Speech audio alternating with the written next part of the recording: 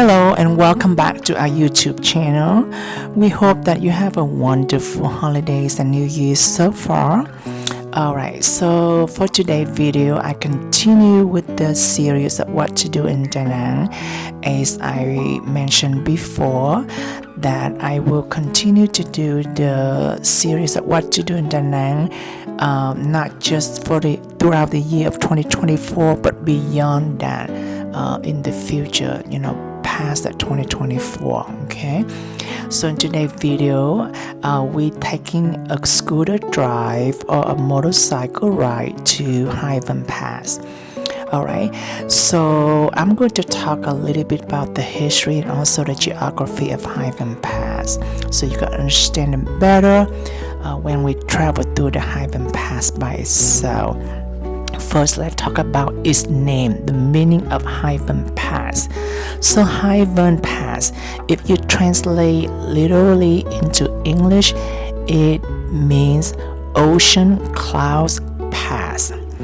So its poetic name got inspiration from the mist that arise from the ocean and mingle to the clouds at the top of the mountain. Alright, so in a little bit you will see that when you pass along to Hue-Vietnam Pass, on one side, the east side will be the ocean and the west side will be high mountain.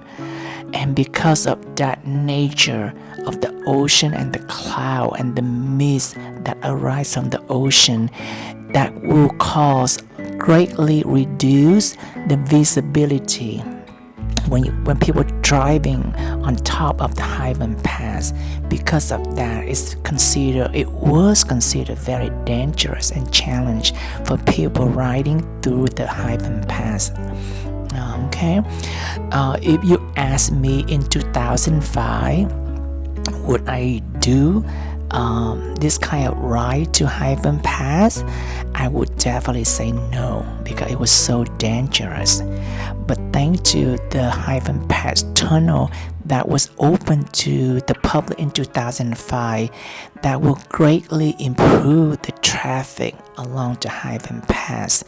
To put into perspective for you to understand, so before the Hue-Vietnam tunnel was open to public in 2005, there were about 1,000 vehicles passing through the Hue-Vietnam Pass daily. And after the Hue-Vietnam tunnel opened to public in 2005, they doubled the amounts of the vehicle, about 2,000 vehicles passing the Hue-Vietnam Pass daily. And in 2021, the second Hue-Vietnam tunnel opened to the public. And until today, when I'm speaking right now, in the year of 2024, there's more than 11,000 or more than 12,000 vehicles passing through the Hue-Vietnam tunnel or Hue-Vietnam Pass daily. Okay, so can you imagine if you have that many vehicles passing through the Hue-Vietnam Pass without the tunnel? It could be very, very dangerous. Okay, like I mentioned before, the mist, the cloud, the steepness of a certain part of the Hue-Vietnam Pass, the narrow of a certain part of the Hue-Vietnam Pass, and also a certain it looks like a hairpin loop. They call here, the local call the deadly curve, and the winding of the pass, and also the zigzag, and it's make this Hue-Vietnam Pass is somewhat very dangerous. Okay, but no more. So now the Hue-Vietnam Pass is considered is the street without traffic, because majority of the traffic now is go through the tunnel. So from Da Nang to Hue-Vietnam Pass to the beginning of the Hue-Vietnam Pass is about 25 kilometers, and the total distance of the Hue-Vietnam Pass by itself is another 21 kilometers. So normally the people driving through the Hue-Vietnam Pass Pass of that 21 kilometer is take normally from it take from 45 to an hour to complete the Hue-Vietnam Pass, because people drive very slowly. There's a lot of traffic also. But now the tunnel is only 11 kilometers. So the people passing through the Hue-Vietnam Pass is only 10 minutes or less. So the distance it cut in half. However, the time they travel through the Hue-Vietnam Pass is 1/4. If it used to be less than 10 minutes, it used to be 45 to 50 minutes of driving through the Hue-Vietnam Pass.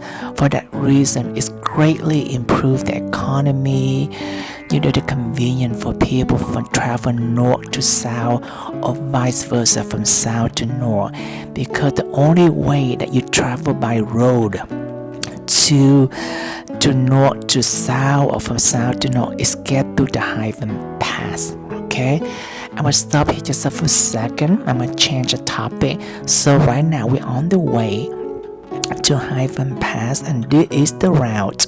This is the normal route that we usually do a bicycle ride also.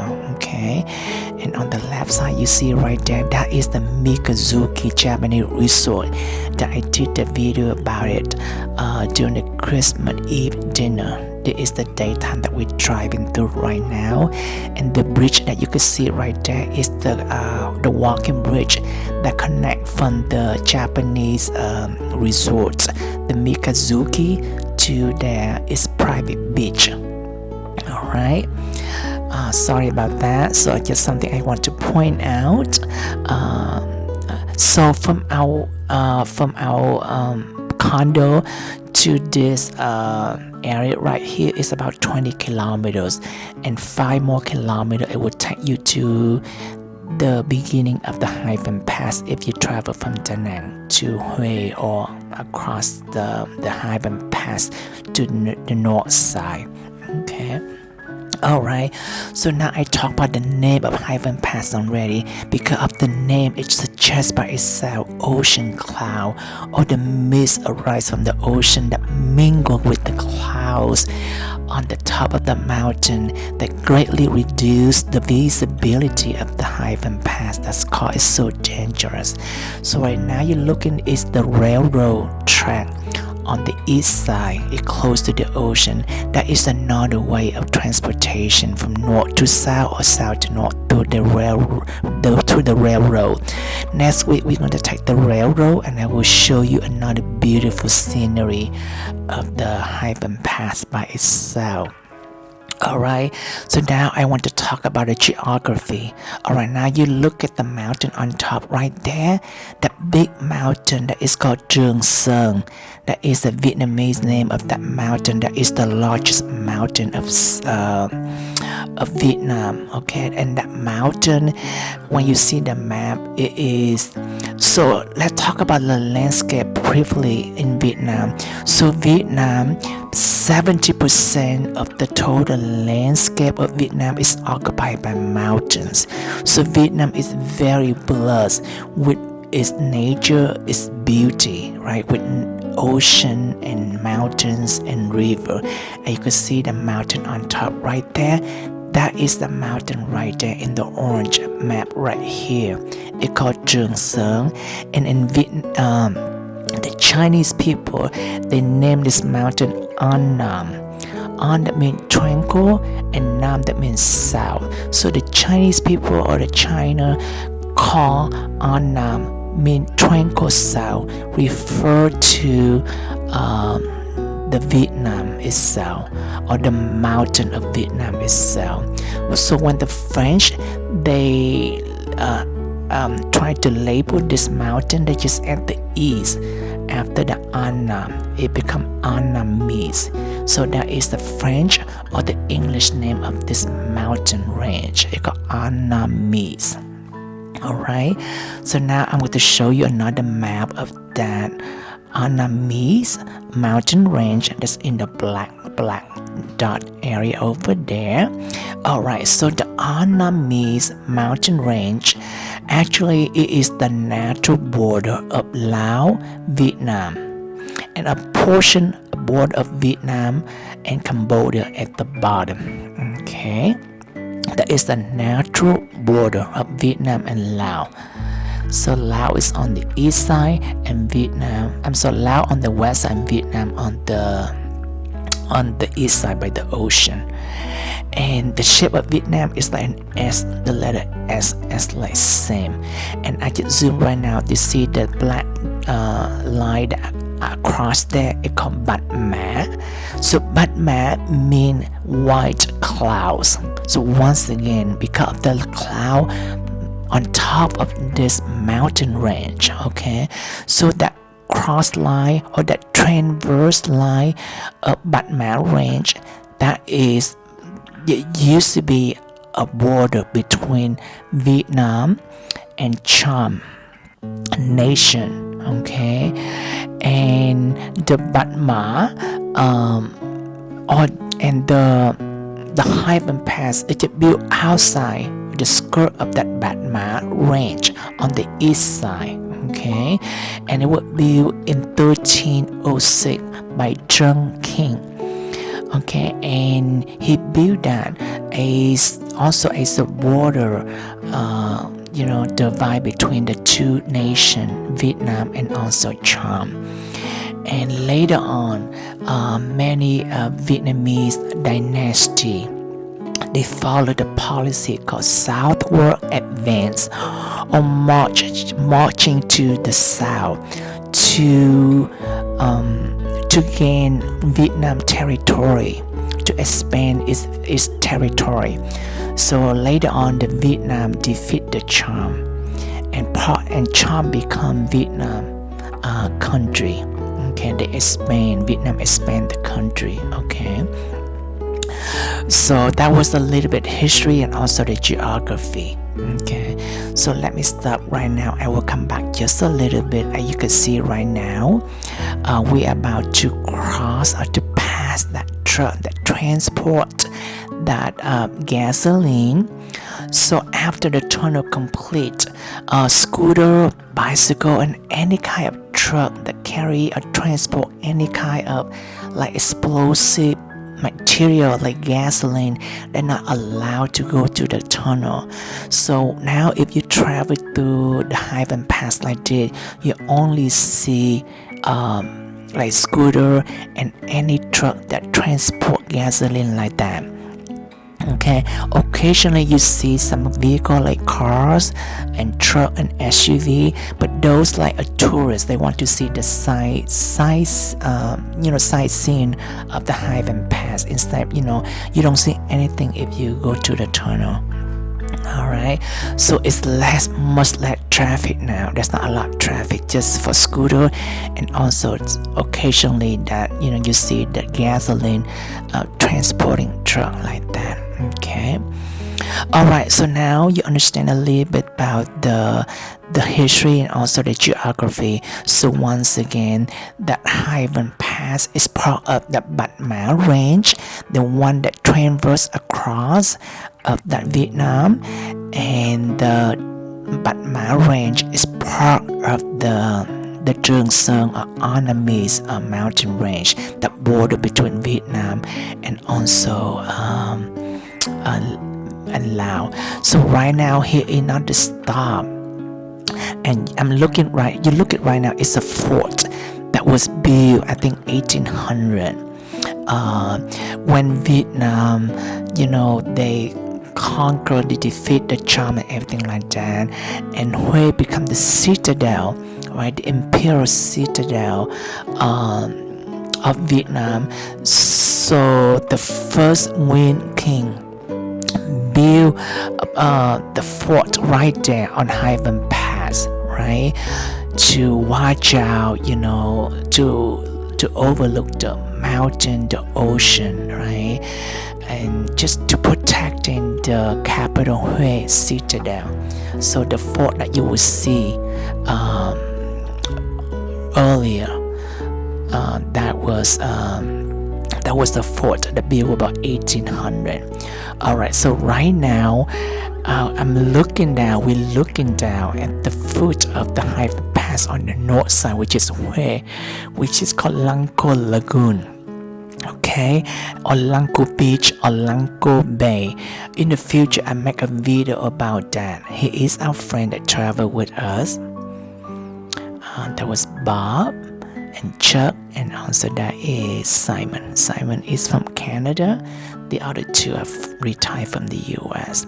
Also, once again, that ocean at the foot at Lanko Beach or Lanko Bay. So in 2009, the World Bay, the World Bay's organization named Lanko Bay is the most beautiful bay in the world. Alright, so now we're on our way to the bay right now.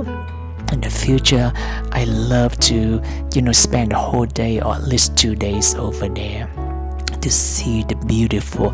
The water is so crystal blue, very shallow, very white sand, soft sand, and it's just beautiful, very unspoiled, very nature. There's not a lot of commercial resort or anything like that around that neighborhood.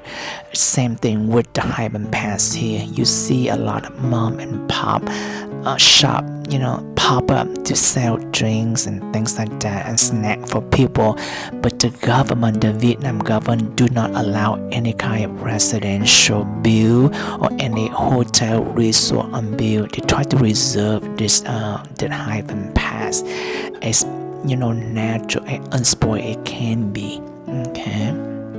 Alright, so the Highland Pass is very dense with forest and tree, very greenery. It's just so beautiful.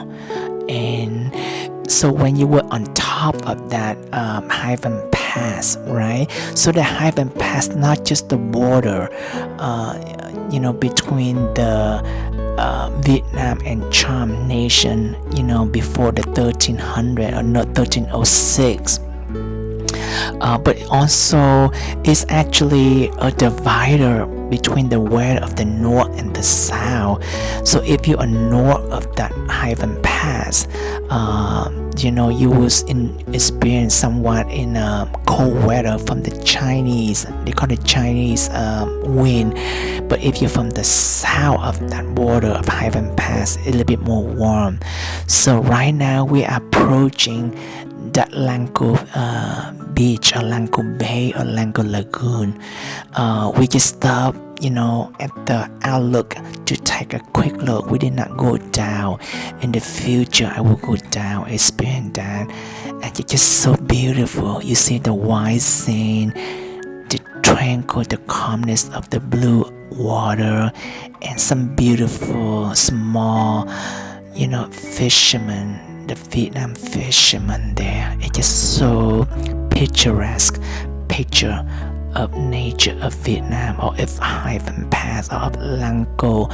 We just vote in 2009 is the best bay or the most beautiful bay in the world. Okay. In the future, we'll probably go to spend 1 day or 2 days at the bay to show it to you. So right now we just left the Lanko Bay and we go to having lunch. Alright, I haven't not eaten in this neighborhood before. Our friend been eating here before and they take us to that restaurant to eat. So right now we passed one of the most beautiful or most massive oyster village.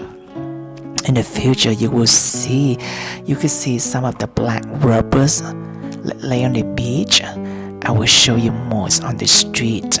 So later on, when we stop at the restaurant, I asked the local people eating the restaurant. I kind of know what's the rubber tie for, but I asked you to confirm for my American friends. And you see right now there's a lot of rubber, the black rubber ties right there. So they do that. You see all the stick that on the water. So by the way, that water is a brackish water. So that is the water between the river that pour into the ocean, that meet the ocean. That's the area, the brackish water. Alright. Because of that, they use the rubber tie. They tie at the bottom of the stick or the bamboo stick, and by doing that they will attract all the oyster, and the oyster will migrate from the bottom on top and lay eggs and attach and lay eggs inside of the rubbers, and they grow their, they multiply, they grow, the colonies surround that black rubber tie. Okay, it's just so beautiful, natural. It's just so beautiful. The day that we went, the weather is really nice. It's about, I would say, in the low 80 degree or high 70 degree, but however it's not very clear sky, so we did not see everything as beautiful as it can be. So you see that little boat house, I guess the people build just to catch and to farm the oyster there. It's a beautiful oyster village. So when you travel, after you travel the Hue-Vietnam Pass to go to Lango Bay or Lango Lagoon, you drive over here another 5 minutes, you go to the massive, beautiful oyster farm and village. Alright, and that restaurant that we're eating just in this street also here is called Wang Long Gió. It means breezy restaurant, and we were sitting there. It's just so breezy. Okay, so of this area, they're famous for oyster, crabs, and mackerel. However, some of our friends don't eat seafood, so we ordered another signature dish, which is the grilled lemon pepper chicken. Okay, they serve with, you can have with noodle, the egg noodle, or you can have fried rice. One of our friends Chuck, he's vegetarian, they do stir fried vegetable for him too, and it's a beautiful setting. Alright, so we just finished lunch there, and we on the way top to back to the Hue-Vietnam Pass, and on the way there we got stopped and the train is coming through. This is a very national standard Vietnam train. I remember growing up in the 80s in Vietnam, and I rode a sun train like this. It looked almost the same.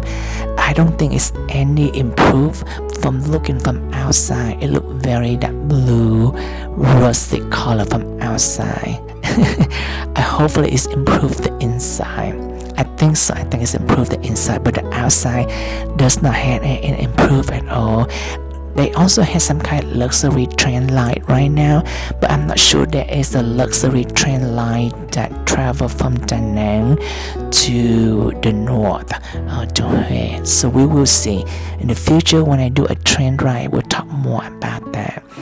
So we will stop by that. That was interesting. So we're on the way over there to back to the Hue-Vietnam Pass and on the way home, and that it is on the way to when you pass into the Hue-Vietnam Pass, there's few, I would say 3 or 4 very beautiful waterfall.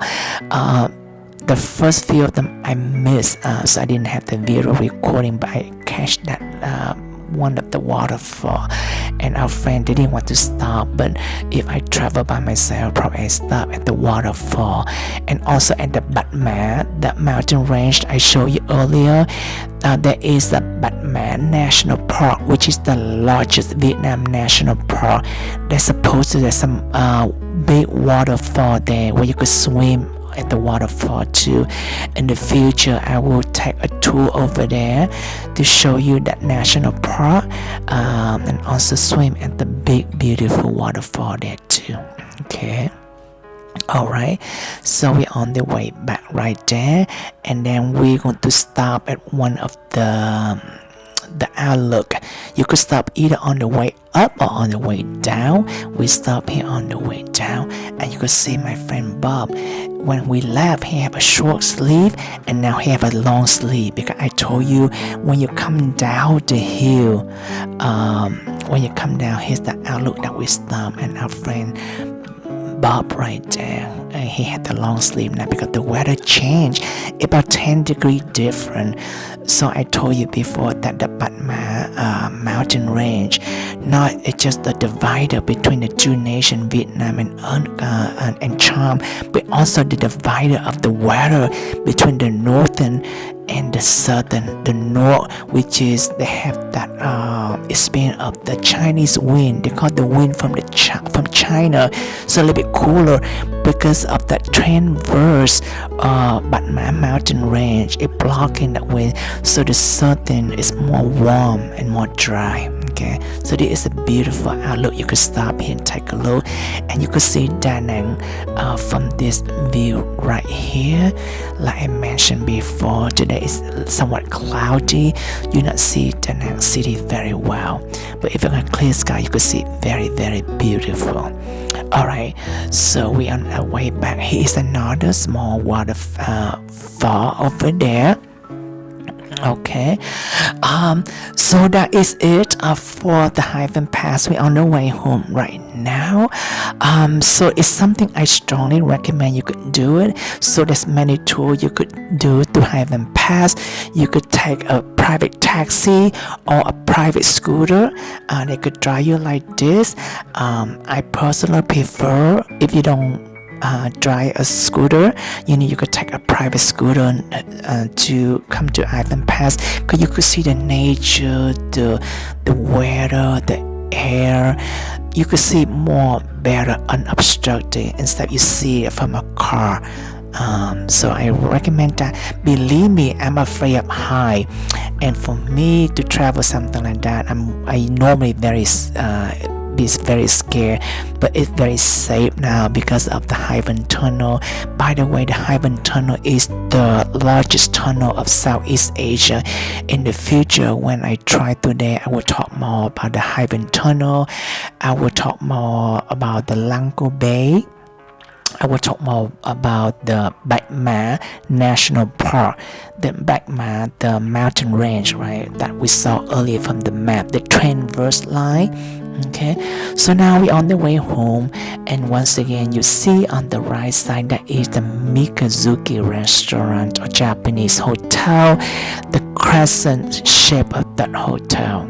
Okay, so hopefully you enjoyed the video. Please stay tuned for our future video. Please subscribe if you like to watch more video about Da Nang, Vietnam, or in general. Please subscribe. I will do more future video about Vietnam too. Okay, shortly. Okay, take care. Thank you for watching. I will see you later very soon. Take care. Bye bye for now.